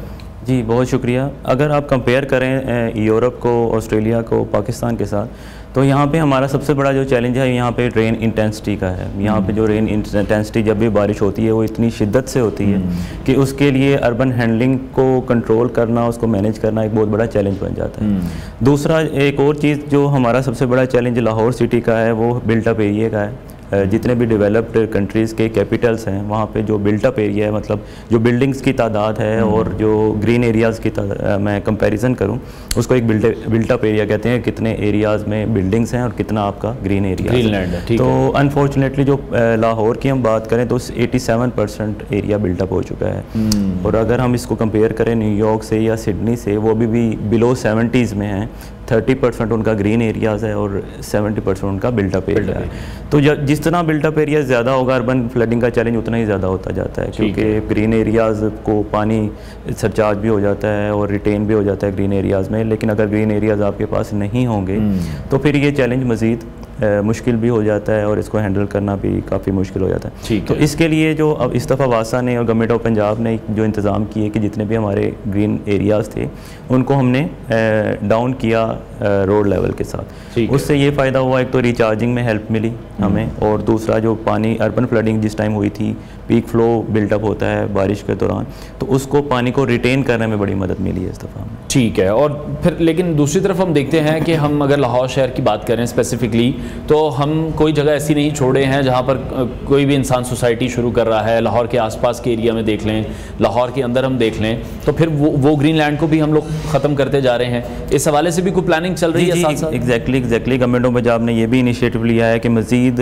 बिल्डअप एरिया को रिस्ट्रिक्ट किया जा रहा है। हाई राइज बिल्डिंग बनाई जा रही हैं, लेकिन मज़ीद एरिया को कंक्रीट करने से रोका जा रहा है। और जो ग्रीन एरियाज़ मौजूद हैं उनको मैंने आज जैसे आपको बताया कि ग्राउंड लेवल से नीचे किया जा रहा है, ताकि ज़्यादा से ज़्यादा पानी वो रिटेन कर सकें और ज़्यादा टाइम के लिए कर सकें। जितना ज़्यादा देर के लिए पानी रिटेन होगा ग्रीन एरियाज़ में, उतनी रिचार्ज भी हमें ठीक है, अर्बन फ्लडिंग भी ज़रा कंट्रोल हो जाएगी। ठीक है। अच्छा, अर्बन फ्लडिंग के जो हम हालात देख रहे हैं, निकासी आपके हम जो इशूज़ देख रहे हैं, उनके लिए कौन से जदीद इक़दाम उठाए गए हैं? उन इक़दाम की अफादियत क्या है? उसके लिए सबसे बड़ा जो प्रोजेक्ट हम करने जा रहे हैं इस साल, वो वाटर स्टोरेज टैंक्स बनाने जा रहे हैं 13 पूरे लाहौर में, जिसकी टोटल कैपेसिटी 40 मिलियन गैलन होगी। यानी रेन की एक इवेंट होता है और रिपीटेड एपिसोड्स भी उसकी होती हैं, तो एक रेन में हम 40 मिलियन गैलन पानी को सेव कर सकेंगे। और बारिश के बाद उस पानी को हम प्लांटेशन के लिए, हॉर्टिकल्चर के लिए उसको यूज़ कर सकेंगे। जितने भी हॉटस्पॉट एरियाज़ थे हमारे 22 ऐसे पॉइंट्स हैं जहाँ पे ज़्यादा तादाद में पॉन्डिंग होती है या फ्लडिंग होती है लाहौर की मेन शाहराज पे। उसमें से 13 पॉइंट्स हमने टेकअप किए हैं इस दफ़ा, और वहाँ पे वाटर स्टोरेज टैंक्स बनेंगे और जितना भी पानी रोड का होगा वो उस वाटर टैंक्स में स्टोर होगा। और जैसे ही बारिश ख़त्म होगी उसको हम प्लांटेशन के लिए यूज़ करेंगे, इस्तेमाल करेंगे। ठीक हो गया। अच्छा, हालिया बारिशें जब हम देख रहे हैं काफ़ी सालों से, जैसे 2022 में पाकिस्तान में सैलाब आया, तो जो क्लाइमेट चेंज है उससे भी बहुत ज़्यादा बारिशों की शिद्दत बढ़ चुकी है। उस मसले पर किस तरह से काम किया जा रहा है? जी, उसके लिए हम काफ़ी कार्बन जितना भी उसको भी कंट्रोल करने जा रहे हैं, क्योंकि जितने भी हमारे ट्यूबवेल्स हैं उसके भी ऑपरेशन आवर्स को हमने रिड्यूस किया है और इंटरनल जो वाटर सप्लाई का डिस्ट्रीब्यूशन सिस्टम था उसको इम्प्रूव किया है। मतलब अब जितने भी हमारे ट्यूबवेल्स हैं वो सारे स्काडा ऑपरेटेड होते जा रहे हैं, मतलब ऑटोमेटिक कंट्रोल है।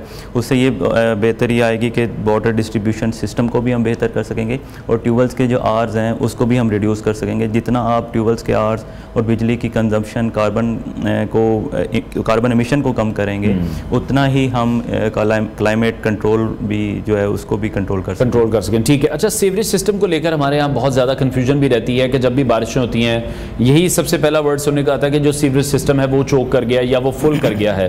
वो मैं चाहूँगा ज़रूर वजाहत कर दीजिएगा, क्योंकि अगर वो चोक करता है तो वो हम लोगों की वजह से ही करता है कि हम उसमें कूड़ा भी फेंकते रहते हैं, और हम जो वासा के मुलाजमीन हैं, जाहिर बात है तमाम तरह आगाही मुहिम भी इस हवाले से चलाई जाती है, लेकिन उस पर फोकस नहीं किया जाता। उसके साथ साथ जो अब तमाम डेवलप्ड एरियाज़, जैसे कि अगर हम गुलबर्ग की बात कर लेते हैं, पोश एरियाज़ की बात कर लेते हैं, वहाँ पर हमने देखा कि कमर्शियल पहले अगर वहाँ पर घर होते थे, अब वो कमर्शियल वहाँ पर बिल्डिंग्स बन रही हैं, लेकिन जो सीवरेज सिस्टम डाला गया है वो उस एक घर की मुनासबत से वहाँ पर डाला गया था।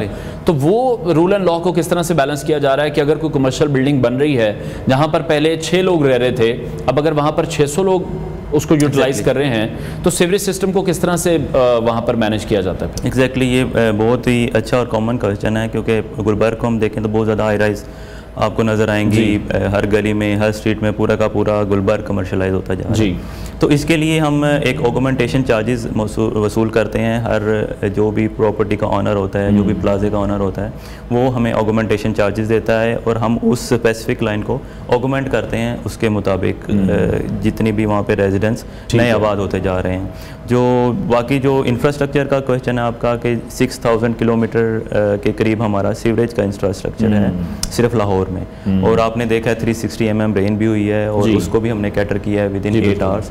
तो सिस्टम मौजूद है, उसकी मेंटेनेंस भी जो है मंथली बेसिस पे, ईयरली बेसिस पे होती है।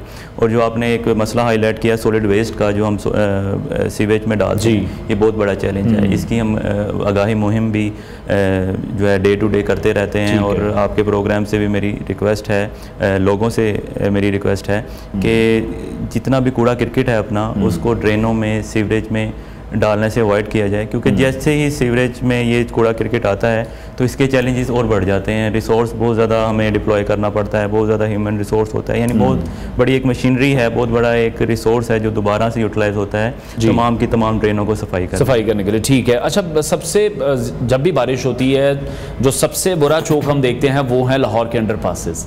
उसकी बुनियादी रीज़न क्या है? जैसे कि अगर साल पहले की बात की जाए, जैसे कलमा चौक के अंडरपास से फिरदौस मार्केट वाला जो अंडरपास पहले बना था, वो हमने देखा था कि बिल्कुल चौक हो गया था। उस टाइम ये कहा जा रहा था शायद उसका जो भी सिस्टम है प्रॉपर तरीके से काम नहीं कर रहा है। लेकिन बुनियादी वजह क्या है कि सबसे पहले अंडरपासेस भर जाते हैं, वहां पर सिस्टम, अब मैं उसको किस ज़बान में कहूँ कि कोई हल्के सिस्टम है या सिस्टम इतना एफिशिएंट नहीं है?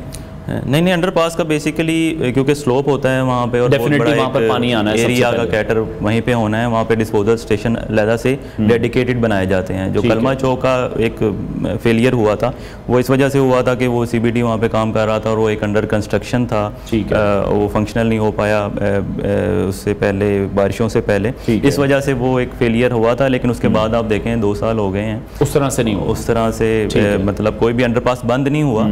और ड्यूरिंग रेन हो सकता है 15-20 मिनट के लिए इनकन्वीनियंस लोगों को हुई हो, लेकिन परमानेंटली कोई भी डिस्पोजल नहीं हो रहा, और अंडरपास इवन के 360 mm रेन में भी बंद नहीं हुआ। ठीक है, अच्छा, अभी वासा के जो फ्यूचर के प्रोजेक्ट्स हैं वो मैं चाहूँगा कि आप शेयर करें कि मजीद कौन से ऐसे प्रोजेक्ट्स लाए जा रहे हैं जिससे अर्बन फ्लडिंग के जो खतरात हैं फिर वो कम किया जा सके। जी एग्जैक्टली, इस दफ़ा गवर्नमेंट ऑफ पंजाब ने काफ़ी इन्वेस्टमेंट इस पे करने जा रही है एनुअल डेवलपमेंट प्रोग्राम में। इसमें एक तो ये 13 आपको मैंने बताया कि वाटर स्टोरेज टैंक्स हम बनाते जा रहे हैं। इसके अलावा 40 के करीब ऐसी लाइंस थी लाहौर में, ट्रंक सीवर, बड़ा सीवर जिसे हम कहते हैं, वो पुरानी हो चुकी थी। और आपने देखा होगा कि मौलाना शौकत अली रोड पे, ख़याबान फिरदौसी पे अक्सर हमें ग्राउंड फेलियर्स भी नज़र आए, पूरी के पूरी रोड्स सेटल होती हुई नज़र आई। अल्लामा इकबाल टाउन में काफ़ी एरियाज़ में पूरे के पूरे सेटलमेंट्स नज़र आई। तो वो तमाम की तमाम जो सीवर की लाइन है वो हम रिप्लेस करने जा रहे हैं।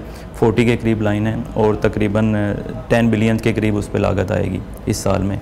और जो टैंक्स हैं उस पे भी तकरीबन 25 बिलियन के करीब लागत आएगी। ठीक है, जो टैंक्स हम बनाते जा रहे हैं। इसके अलावा एक रिवैम्पिंग प्रोग्राम है जो गवर्नमेंट ऑफ पंजाब ने स्पेशल गली महल्ले में जितने भी सीवरेज, PCC और टफ टाइल्स के प्रोजेक्ट हैं वो भी अप्रूव किए हैं और 80 बिलियन के करीब वो प्रोजेक्ट्स हैं। यानी अगले 2 साल में तकरीबन 100 बिलियन के करीब इन्वेस्ट होने जा रहा है सीवरेज में और अर्बन फ्लडिंग को कंट्रोल करने। ठीक है, और ये अब आप कह रहे हैं कि इंशाल्लाह जो नेक्स्ट 2 साल हैं उसके अंदर ये तमाम प्रोजेक्ट्स कंप्लीट कर लिए जाएंगे। ठीक हो गया। अच्छा, बैनुल-अक़वामी सतह पर भी हम देखते हैं, हम बहुत से तरक्की याफ्ता ममालिक की तरफ देख लें, हमने जिस तरह से देखा दुबई में जब बारिश हुई है तो वहाँ पर क्या हाल हुआ, इवन कनाडा में या हम फ्रांस में देखते हैं, UK में देखते हैं, जब बारिशें होती हैं तो वहाँ पर भी इतना पानी जाता है। लेकिन हमारे यहाँ तनकीद बहुत ज़्यादा होती है और हम तो क्लियर भी कर देते हैं उन तमाम चीज़ों को। अब तो सिस्टम बड़ा एफिशिएंट तरीके से काम कर रहा है। तो जब हम बाहर के मॉडल्स की मिसाल देते हैं तो उनके मॉडल भी हमने देखा कि बैठ जाते हैं। एग्जैक्टली मैंने आपको बताया एक मतलब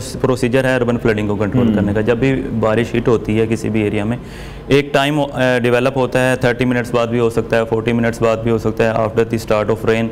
जब पीक फ्लो डेवलप होता है, जब पीक फ्लो डेवलप होता है तो अर्बन फ्लडिंग ने होना है। तो वो अब उसको कंट्रोल कितने एरिया में, कितने अरसे में किया जाता है, मतलब कितने मिनट्स में, कितनी ड्यूरेशन में, वो एक चैलेंज होता है डिफरेंट यूटिलिटीज़ के लिए। कहीं दुबई में देखा जाए, अब जब 200 mm की रेन हिट हुई थी तो उनको 2 दिन लगे थे उसको क्लियर करने में। इसी तरह USA में भी एक हिट हुई है इस साल में रेन, और उसको भी तकरीबन 24 आवर्स लगे हैं उनको तमाम एरियाज, तमाम मेन शाहराज को क्लियर करने में। और हमने 360 mm रेन जो है वो 8 घंटे में जो है वो क्लियर किया, जो हमारे लिए एक बड़ा अवार्ड है। ठीक है, हम समझते हैं कि हमारी परफॉर्मेंस। और बाहर के ममालिक में आप क्या देख रहे हैं, कुछ डिफरेंट टेक्नोलॉजीज़ यूज़ की जाती हैं इसको लेकर, और पाकिस्तान में उन टेक्नोलॉजी को उस तरह से लाया जा रहा है जिस तरह से टैंक्स की आपने बात की है। Exactly. या अगर हम बात करते हैं फॉर इंस्टेंट ऑपरेशन की, तो फॉर इंस्टेंट क्या चीज़ें ऐसी इस्तेमाल की जाती हैं जिससे पानी की जो निकासी है फिर वो होती है? इंस्टेंट ऑपरेशन के लिए तो बिल्कुल ये जो टैंक्स हमने मॉडल एक लाए हैं, ये दुनिया में हर कहीं यूज़ हो रहा है। बेसिकली पर्पज़ मसला इन्वेस्टमेंट का हमें आया है ओवर द ईयर्स प्रोसीजर्स यही हैं, मॉडल्स यही हैं, टेक्नोलॉजीज़ यही हैं। तो जहाँ पे हम लैग कर रहे होते हैं वो इन्वेस्टमेंट्स हैं। लेकिन इस साल मैंने जैसे आपको बताया कि गवर्नमेंट ऑफ पंजाब काफ़ी हैवी इन्वेस्टमेंट करने जा रहा है अर्बन फ्लडिंग पे, और इंशाल्लाह 1 से 2 साल में आपको इम्पैक्ट भी नजर आए। ठीक है। अच्छा मुदस्सिर साहब, एक और चीज़ है कि मैं फिर ये देखता हूँ कि जो बाकी शहर हैं वो ज़रा गिला करते हुए दिखाई देते हैं कि सबसे ज़्यादा जो फोकस रहता है वो लाहौर पर ही रहता है। तो वो भी आप ज़रा क्लियर करते चलें कि बाकी शहरों में भी उस तरह से काम हो रहा है, उस तरह से फोकस्ड हैं जैसे लाहौर के लिए हैं? जी बिल्कुल, गवर्नमेंट ऑफ पंजाब तमाम सिटीज़ को देख रही है और वो प्लान बना रही है कि तमाम सिटीज़ जो स्मॉल सिटीज़ हैं वहाँ पे भी वासा डेवलप किया जाए, क्योंकि अभी जो वासा ऑपरेट कर रहा है वो पाकिस्तान के पंजाब के 5 मेजर सिटीज़ में कर रहा है सिर्फ। उसमें गुजरांवाला है, मुल्तान है, लाहौर है, पिंडी है और फैसलाबाद। इन 5 सिटीज़ में वासा ऑपरेट कर रहा है। अब गवर्नमेंट ऑफ पंजाब का विजन ये है कि तमाम जो स्मॉल सिटीज़ हैं वहाँ पे भी वासास को डेवलप किया जाए, और इसी तरह जैसे लाहौर में काम कर रहा है वासा, या दूसरे सिटीज़ लार्ज सिटीज़ में काम कर रहा है, स्मॉल सिटीज़ में भी वासा की डेवलपमेंट की जाए और इसी तरह रिसोर्स को वहाँ पर लगाया जाए, इन्वेस्टमेंट को लगाया जाए। तो उम्मीद है 1 से 2 साल में वहाँ पर भी हमें चेंजेस नज़र आएंगी। ठीक है, चलें हम उम्मीद करते हैं कि जो प्लानिंग वासा की तरफ से की जा रही है वो जल्द अज जल्द उस पर अमल भी हो। डायरेक्टर प्लानिंग वासा मुदस्सिर जावेद साहब हमारे साथ इन कॉन्वर्सेशन थे, आपका बहुत शुक्रिया। नाज़रीन आगे बढ़ते हैं, एक दिलचस्प खबर है जो हमें आपके साथ शेयर करनी है, और ये जानकर आप भी हैरान हो जाएंगे कि सऊदी अरब में पहली बार 3 नाकारा बोइंग 777 तैयारों को ज़मीनी रास्ते से एक शहर से दूसरे शहर मुंतकिल किया गया है, और इस मुनफरिद वाक़े ने सबकी तवज्जो हासिल कर ली है। अल अरबिया के मुताबिक सऊदी अरब की एंटरटेनमेंट अथॉरिटी ने एक खास मनसूबे के तहत सऊदी अलायंस के साथ शराकतदारी की है, जिसके तहत 3 नाकारा बोइंग 777 और 200ER तैयारों को जद्दा से रियाद मुंतकिल किया गया, जिसके मनाजिर आप इस वक्त न्यूज़ स्क्रीन पर भी देख रहे हैं। इस ज़मीनी नकलो हमल का मकसद तैयारों को तफरीही और तालीमी मकासद के लिए इस्तेमाल करना है। ये तैयारे रियाद में वाक़ बॉलीवुड सिटी में नस्ब किए जाएंगे, जहां इन्हें दुकानों और रेस्टोरेंट्स में तब्दील किया जाएगा, जो कि बालिगों और बच्चों दोनों के लिए ही एक दिलचस्प और तालीमी तजर्बा भी होगा। इस नकलो हमल का सफ़र जद्दा से शुरू हुआ, जिसके दौरान तैयारों को मदीना, अल कसीम और आखिरकार रियाद मुंतकिल किया गया। तैयारों ने तकरीबन 1000 किलोमीटर से ज़्यादा का ज़मीनी फासला तय किया है, जो कि नाकाबिल यकीन है। तैयारों की लंबाई 64 मीटर और चौड़ाई 6.2 मीटर थी, जो कि नकलो हमल के दौरान बड़े चैलेंजेस का बाइस भी बनी है। इन तैयारों को भारी ट्रकों पर रखकर मुंतकिल किया गया, और ये मुंतकली सऊदी अरब में अपनी नौइयत का पहला वाक़या है। मुंतकली का जो मकसद था वो इन तैयारों को रियाद सीज़न के दौरान बॉलीवुड रनवे के इवेंट्स में शामिल करना है। इन इवेंट्स में तफरीही सरगर्मियाँ और तालीमी प्रोजेक्ट्स भी शामिल होंगे, जो इन तैयारों को नया अंदाज देकर आवाम के लिए दिलचस्प बनाएंगे। ये तैयारे 5 साल पहले सऊदी अलायंस के बेड़े से हटा दिए गए थे, और अब इन्हें तफरीही मकासद के लिए दोबारा से इस्तेमाल किया जा रहा है। इस मुनफरिद मुंतकली की वीडियो सोशल मीडिया पर तेज़ी से वायरल हुई है, जिसमें तैयारों को ट्रकों पर जद्दा से रियाद मुंतकिल करते हुए दिखाया गया है। इन तैयारों की मुंतकली के दौरान अवाम ने इन वीडियोज़ को बहुत ज़्यादा पसंद किया, और ये मुंतकली सऊदी अरब की तरक्की पजीर तफरीही सनत की जानिब एक नया कदम भी तस्वुर की जा रही है। और ये मुंतकली न सिर्फ सऊदी अरब के अवाम के लिए दिलचस्पी का बाइस बनी है, बल्कि दुनिया भर के लोगों ने भी इस मुनफरिद वाक़े को सराहा है, और सोशल मीडिया पर इस वीडियो को देखते हुए इन्होंने डिफरेंट इस पर कमेंट्स भी किए हैं और अपनी पसंदीदगी का इजहार भी किया है। ब्रेक लेते हैं नाज़रीन, ब्रेक के बाद आपको दोबारा ज्वाइन करेंगे।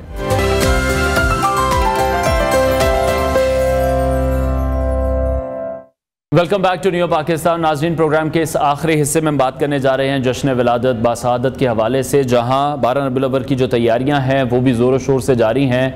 हर तरफ हम देख रहे हैं इस वक्त, अगर हम बच्चों को भी देखें तो वो इस वक्त तैयारियों में हमें मसरूफ़ दिखाई दे रहे हैं। ईद मिलादुल नबी कल मजहबी जोश खरोश के साथ मनाई जाएगी, अकीदत के साथ मनाई जाएगी। घरों को हम देख रहे हैं, इमारतों को देख रहे हैं तो इस वक्त सजाया जा रहा है। बाज़ारों में भी हम देख रहे हैं सरकार की आमद की धूम है, और इसके साथ साथ बच्चे बड़े सभी तैयारियों में हमें मसरूफ़ दिखाई दे रहे हैं। इसी मुनासबत से सूफ़ी सिंगर हैं साई अब्दुल शकूर, उन्हें हमने अपने शो में मदऊ किया है, और उनसे हम आज कलाम भी सुनेंगे और उनसे गुफ्तगू भी करेंगे। अब्दुल शकूर साहब, बहुत शुक्रिया आपके वक्त के लिए। सबसे पहले तो हम सबको मुबारक हो इस दिन के हवाले से। 12 रबीउल अव्वल की जो तैयारियां हम देख रहे हैं बड़े ज़ोरों शोर से जारी हैं, आपकी तरफ से इस बार क्या तैयारी की गई है? जी अल्हम्दुलिल्लाह, मेरी तरफ से सबसे पहले तो आपको भी बहुत बहुत मुबारक, और तमाम सुनने और चाहने वालों को भी बहुत बहुत मुबारक। तो मेरी तरफ से भी इंशाअल्लाह ताला एक नात शरीफ तैयार है, बड़ा अच्छा कलाम है। तो उसके अलावा फिर थोड़े से अशार होंगे। ठीक है, ज़रूर, मैं चाहूँगा आप हमारे साथ शेयर करें। जी, ये कलाम है। सबसे पहले तो क्योंकि मेरा ताल्लुक़ थोड़ा सा सूफ़ी गायक भी हूँ मैं साथ, तो शाह हुसैन के कलाम से कुछ चंद अशार, क्योंकि मेरा जो ख्याल होता है वो थोड़ी सी मुश्किल शायरी होती है, तो वो उसको समझाने में मैं कहता हूँ कि उसमें कुछ ना कुछ छुपा होता है। तो मशाल रहा है हम सब के लिए। तो सबसे पहले मैं शाह हुसैन का कलाम थोड़ा सा, फिर उसके बाद नाज शरीफ की चंद अशार हो जाए। ज़रूर।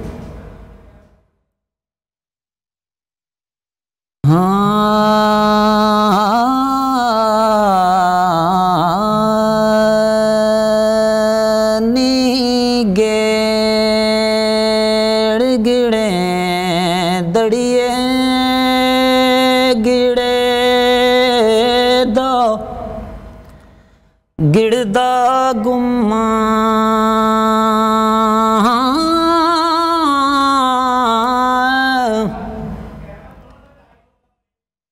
पंजानू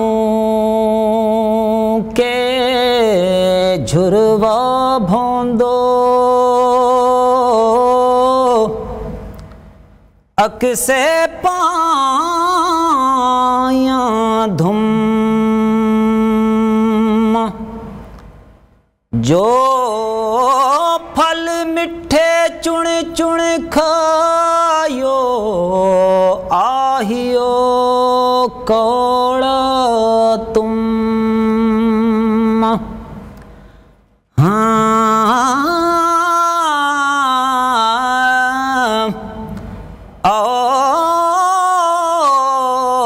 औखी घाटी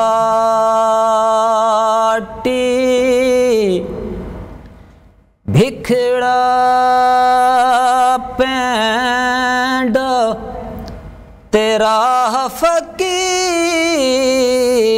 आलम सारी उम्र वजैया में कर कर कूड़े कम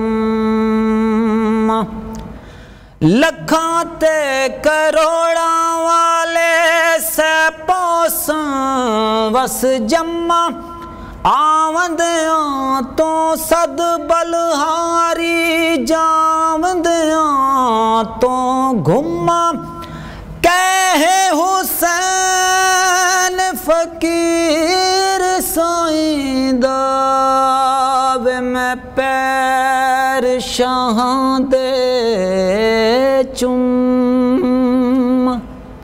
नी गेड़ गिड़े दड़िए गिड़े द गिड़दा गुम्मा। वाह, बहुत खूबसूरत, बहुत खूबसूरत। शकील साहब, कब से सूफ़ी सिंगिंग की तरफ आपका रुझान है? जी, मैं बचपन से मुझे शौक़ है। सबसे पहले तो सना खानी में मुझे अल्लाह पाक दर्जात बुलंद फरमाए मेरे नाना जी की, उन्होंने मुझे बाजू से पकड़ के नत खानी में माशिक़ रसूल थे, तो वहाँ से ये मेरा सिलसिला शुरू हुआ। ठीक है।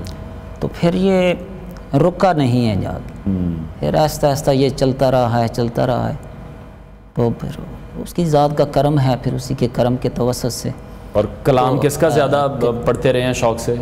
जी, कलाम मैं अल्हम्दुलिल्लाह शाह हुसैन के कलाम पढ़े हैं मैंने, फिर ख्वाजा ग़ुलाम फ़रीद साहब का कलाम पढ़ा है, फिर शेख सादी रहमतुल्लाह अलैह का कलाम पढ़ा है, तो कसीदा मौला अली सरकार का पढ़ा।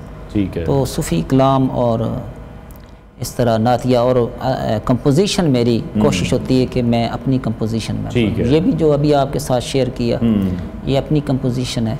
ठीक है। और ज़्यादातर कोशिश होती है कि अपनी कंपोजिशन में, क्योंकि कुछ कोशिश होती है कोई नई चीज़ आवाम के सामने लेके जाएं। ठीक है। और इसमें काफ़ी एफ़र्ट करनी पड़ती है, मेहनत करनी पड़ती है। बिल्कुल। तो काफ़ी वक्त सर्फ करना पड़ता है, टाइम देना पड़ता है इस चीज़ को।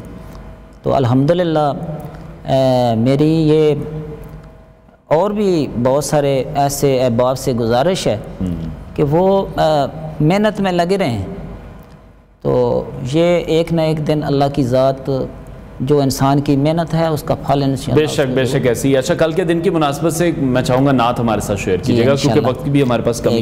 एक कलाम है, के तेरा जमाल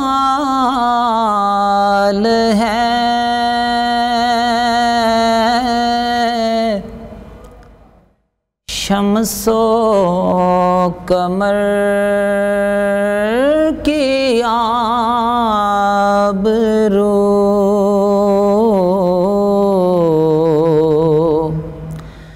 तुझसे है दिल की रोशनी,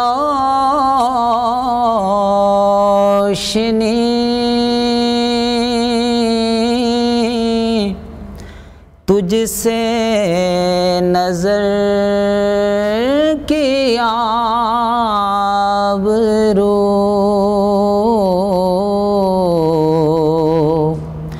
ऐ के तेरा जमाल है, शम्सो कमर की आबरू, तेरी शबीह है पाक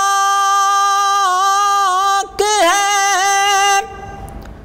ज़ौक़े नज़र की आबरू,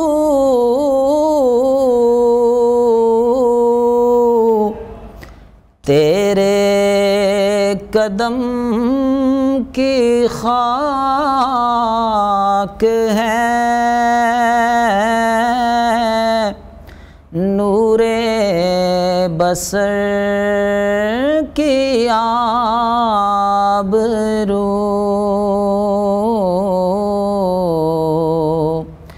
ऐ के तेरा जमाल है, शम्सो कमर की आबरू। बहुत खूब साईं अब्दुल शकूर साहब, वक्त की हमारे पास कमी है इसलिए बड़ी माज़रत आपसे। सूफी सिंगर साईं अब्दुल शकूर हमारे साथ इन कॉन्वर्सेशन थे। नाज़रीन, प्रोग्राम का वक्त ख़त्म हुआ, इंशाल्लाह कल फिर आपसे मुलाकात करेंगे। अपना बहुत सारा ख्याल रखिए, इजाज़त दीजिए।